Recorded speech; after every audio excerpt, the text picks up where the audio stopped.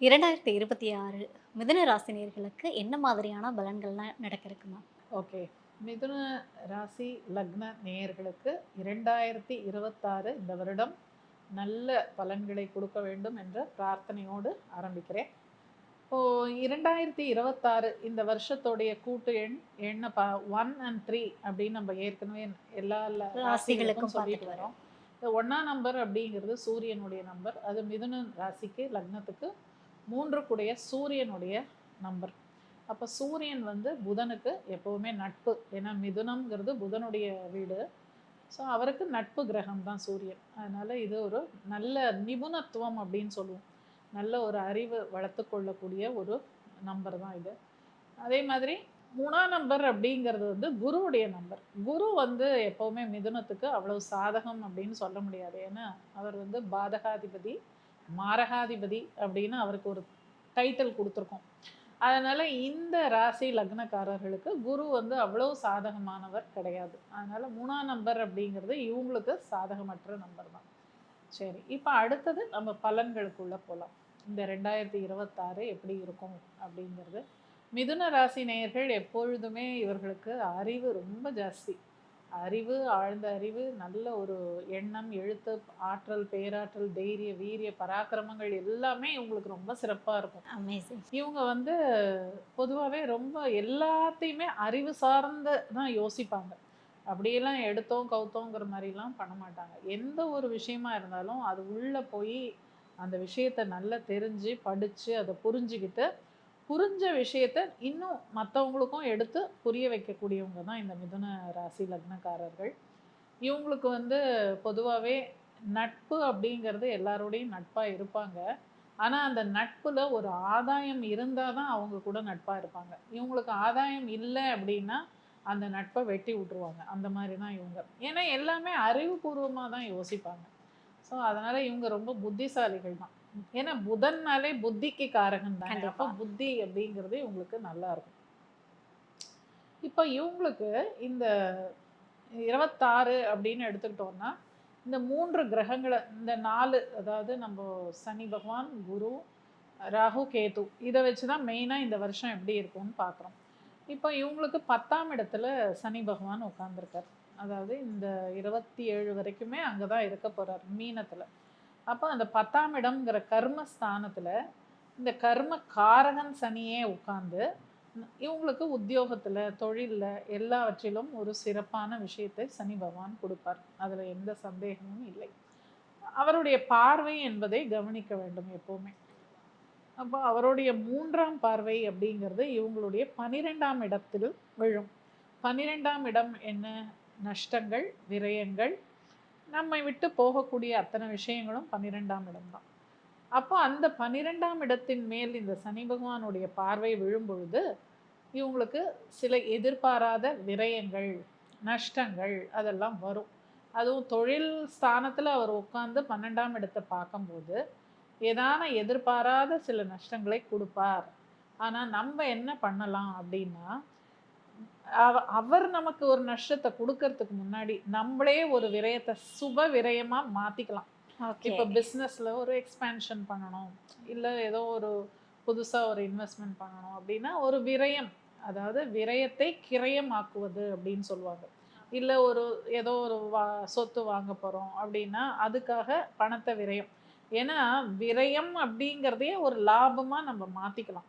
அந்த மாரி ஏதோ ஒண்ண நம்மளே பண்ணிடலாம். அந்த கிரகம் பண்றதுக்கு முன்னாடி நம்மளே சுகமா பண்ணிட்டோம்னா, முடிச்சுக்கலாம். அந்த வேலை நமக்கு சாதகமா ஆயிடும். சரியா?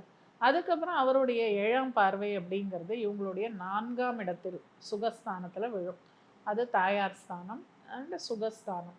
அப்போ அந்த பாவத்துல சனி பகவானுடைய பார்வை விழும்பொழுது தாயாருடைய உடல் நலத்தை கொஞ்சம் பார்க்கணும். ஏன்னா அந்த 4ஆம் இடம்ங்கிறது காலச்சக்கரத்தினுடைய 6ஆம் இடம் அப்படிங்கும்போது தாயார் உடல் நலல் அப்படிங்கிறது கொஞ்சம் சில தொந்தரவுகள் இருக்கும். அத கொஞ்சம் கவனிக்கணும். சரியா? அதே மாரி கடனும் அங்க தான் இருக்கு. ஸோ வீட்டுக்காக கடன் வாங்குறது, இந்த மாரி விஷயங்கள்லாம் நடக்கும். ஆனா, அத நம்ப என்ன சொல்லணும்னா, நம்ப கெப்பாசிட்டிக்குள்ள நமக்கு என்ன முடியுமோ அந்த அளவுக்கு கடன் வாங்கணும். ரொம்ப நம்ப வசதிக்கு மீறி ஒரு விஷயத்த பண்ணக்கூடாது. இப்போ நம்மளால ஒரு 10 லட்சத்துக்கு தான் கடன் வாங்க முடியும், நம்ம தகுதி அவ்வளோதான் அப்படின்னா அதுக்குள்ள நம்ம கண்ட்ரோல் பண்ணிக்கணும். கொஞ்சம் ஆசைப்பட்டு இல்லை இன்னும் கொஞ்சம் பெரிய வீடா வாங்கிக்கலாம், இன்னும் கொஞ்சம் வசதியா நம்ம இன்னும் நல்லா பண்ணணும் அப்படின்னு ஒரு 15-20 லட்சத்துக்கு வாங்கிட்டோம்னா அது என்ன ஆகும், கடன்ல போய் மாட்டிக்கும். அதனால கொஞ்சம் அதுல நிதானம் தேவை அப்படின்னு சொல்லலாம். அதுக்கப்புறம் அவருடைய பார்வை போய் அவங்களுடைய 7ஆம் இடம் அப்படிங்கிற களத்திர ஸ்தானம், அது அங்கே தான் வந்து பிஸ்னஸ் பார்ட்னர்ஸும் அங்கே தான் இருக்காங்க. அந்த பாவத்தில் போய் இந்த 10ஆம் பார்வை விழும்போது இவங்களுக்கு வந்து இந்த ஒரு பார்ட்னர்ஷிப் தொழில் பிஸ்னஸ் பண்ணுறாங்க அந்த மாதிரி விஷயங்களில் கொஞ்சம் நிதானமாக இருக்கணும். பார்ட்னர்ஸால் உங்களுக்கு பிரச்சனை வரும்னு நான் சொல்ல வர்றேன். ஆனால் சில விஷயங்களில் அவங்களோட ஒத்து போகிறதுக்கு சில சவால்கள் நமக்கு இருக்கும். அதெல்லாம் கடந்து அதே மாதிரி மனைவியோட கூட வீட்டில் பர்சனல் லைஃப்லேயும் சில வாக்குவாதங்கள் பிரச்சனைகள் வந்தாலும் கூட அது கடைசியில் ஒரு நல்ல சுபமான ஒரு முடிவாக தான் இருக்கும். அதனால் அதை கண்டு பயப்படலாம் வேண்டாம். சனி பகவான் எப்போவுமே ஆரம்பத்தில் கொஞ்சம் பயமுறுத்தினாலும் அப்புறம் கடைசியில் ஒரு நல்லதை பண்ணிட்டு அதுலேருந்து ஒரு பாடத்தை நம்மளுக்கு சொல்லி கொடுப்பார். அதுதான் சனி பகவானுடைய வேலை. ஸோ பாடம் அப்படிங்கிறது வாழ்க்கை பாடம் தான் இது. ஸோ அதை நம்ம கற்றுக்கிறதுல ஒன்றும் தப்பு தப்பு இல்லையே. கிடையாது. எல்லாமே கண்டிப்பா. வந்து நம்ம சில தவறுகள் மூலமாக தான் நல்ல விஷயங்களை நம்ம கற்றுக்கிறோம். அப்போ அது ஒன்றும் தப்பு கிடையாது. அடுத்ததாக குரு பகவானை எடுத்துக்கிட்டிங்கன்னா குரு பகவான் வந்து இப்போ ஜென்மத்திலேயே இருக்கார், அதாவது லக்னத்திலேயே ராசியிலேயே இருக்கார், மிதுனத்திலேயே. ஸோ அவரோட பார்வை வந்து எப்போவுமே நம்மளுக்கு நல்லது அப்படின்னு தானே சொல்கிறோம். அப்போ அவருடைய பார்வை ஜூன் மாதத்துக்கு முன்னாடி நான் சொல்கிறது 5ஆம் பாவம் 7ஆம் பாவம் 9ஆம் பாவத்தை பார்க்க போகிறார். அப்போ 5ஆம் பாவம் சிறப்பு, நம்மளோட பூர்வ புண்ணிய ஸ்தானம், புத்திரஸ்தானம், குழந்தை இல்லாதவர்களுக்கு குழந்தை கிடைக்கும். பட் அதுக்கெல்லாம் வந்து டைம் பார்த்தீங்கன்னா ஜூன் வரைக்கும் தான் இப்போ டைம் இருக்குது. ஸோ அந்த டைமில் அந்த குரு பகவான் 5ஆம் பாவத்தை பார்க்கும்போது குழந்தைகளால் சில நன்மைகள், குழந்தைகள் மூலமாக பெருமைப்படுவது, அந்த ஓகே. மாதிரி விஷயங்கள் நடக்கலாம். அதே மாதிரி நம்ம பூர்வீகத்திலேருந்து எதானா நமக்கு கிடைக்க வேண்டிய இது கிடைக்கலாம், நல்ல விஷயங்கள். அது மாதிரி 7ஆம் பாவத்தை பார்க்கும்போது திருமணம் ஆகாதவர்களுக்கு திருமணம் ஆகலாம். 9ஆம் பாவம் என்பது பாக்யஸ்தானம், அங்கேயும் ஒரு நல்ல விஷயம்தான் நமக்கு கிடைக்கும். ஸோ இது அதாவது நம்ம வெளிநாடு பிரயாணங்கள் அது மாதிரி மேற்கொள்ளலாம். ஏன்னா அந்த 9ஆம் இடத்துல இப்போ ராகுவும் இருக்கிறதுனால வெளிநாடு பிரயாணம் அது மாதிரி போகிறதுனா பிளான் பண்ணலாம் அதுக்கெல்லாம். அதே மாதிரி உத்தியோகத்தில் ஏதாவது ப்ரமோஷன் வேணும் அப்படின்னு ஆசைப்படுறவங்க அதெல்லாம் கூட நடக்கலாம். படிக்கிற குழந்தைங்களுக்கு உயர்கல்வி அப்படிங்கிற விஷயம் நல்லா இருக்கும். ஸோ அதே மாதிரி படிக்கிற குழந்தைங்களுக்கு ப்ரைஸஸ், அவார்ட்ஸு, ரிவார்ட்ஸு கிடைக்கக்கூடிய காலம். ஏன்னா 5ஆம் பாவத்தில் தான் எல்லாமே இருக்குது, பேர், புகழ், பரிசுகள், இதெல்லாம் அங்கே தான் இருக்குது. ஸோ இதெல்லாம் வந்து படிக்கிற குழந்தைங்க, ஸ்போர்ட்ஸில் இருக்கிற குழந்தைங்க, இவங்களுக்கெல்லாம் வந்து இது சிறப்பாக இருக்கும். இப்போ அடுத்ததாக குரு பகவான் ஜூன் மாதம் அவர் வந்து கடகத்துக்கு வந்துடுவார், தனஸ்தானத்துக்கு வந்துடுவார். ஆனால் உச்சமாக தான் இருப்பார் அந்த இடத்துல. ஸோ தனஸ்தானத்தில் வந்து குரு உட்காரும்போது அவர் அந்த பாவத்தை வந்து ஒன்றும் சிறப்பாலாம் இது பண்ண மாட்டார். ஆனால் அவரோட பார்வை தான் அகைன் முக்கியம். அப்போது அவர் அங்கே வரும்போது பார்வைகள் மாறிடும். 6, 8, 10 பார்ப்பார். அப்போ என்ன ஆகும்னா கொஞ்சம் அதுக்கு உண்டான சில சிரமங்கள் இருக்க தான் இருக்கும். 6ஆம் இடம்ங்கிறது நம்ம ஏற்கனவே பார்த்துருக்கோம் இல்லையா, நோய் நொடி அவஸ்தைகள், நம்மளுக்கு கடன், இந்த மாதிரி விஷயங்கள்லாம் கொஞ்சம் நம்ம கண்ட்ரோல்டாக இருந்துட்டோம்னா சேஃபாக இருக்கலாம். ஓகே. அதுக்கப்புறம் 8ஆம் இடம்ங்கிறது அதுக்கு உண்டான சில அவஸ்தைகள் இருக்க தான் இருக்கும். 10ஆம் இடத்தை குரு பார்க்கறது ஒன்றும் தப்பு இல்லை. அது வந்து விருத்தி தான் பண்ணுவார். அதாவது உத்தியோகத்தில் நிறைய கடமைகள், பொறுப்புகள், இந்த மாதிரி விஷயங்கள் ஜாஸ்தியாகும். நெக்ஸ்ட் இப்போ ராகு கேத்து வந்தோம்னா ராகு வந்து 9ஆம் இடத்துல இருக்கார். இந்த வருஷம் முழுக்க 26 முழுக்க அவர் 9ஆம் பாவத்தில் தான் இருக்க போகிறார். ஸோ அது ஒன்றும் தப்பான இது கிடையாது. 9ல் ராகு இருக்கிறது ஒன்றும் தப்புன்னு சொல்ல முடியாது. நல்ல ஒரு என்ன சொல்கிறது, வெளிநாட்டுக்கு போகணுங்கிற விஷயங்கள் இவங்களுக்கு சாதகமாக இருக்கும் ராகு 9ல் இருக்கும்போது. அங்கே அதுலேயும் அவர் வந்து சதய நட்சத்திரத்தில் ட்ராவல் பண்ணும்போது என்ன ஆகும், இவங்களுக்கு வந்து தகப்பனார் வழியில் முன்னோர்களுடைய சொத்து அந்த மாதிரி விஷயங்கள் ஏதானும் கிடைக்கிறதுக்கு வாய்ப்பு உண்டு. ஏன்னா சதயம்ங்கிறது ராகுவோட நட்சத்திரமே, அவருடைய சொந்த நட்சத்திரம்.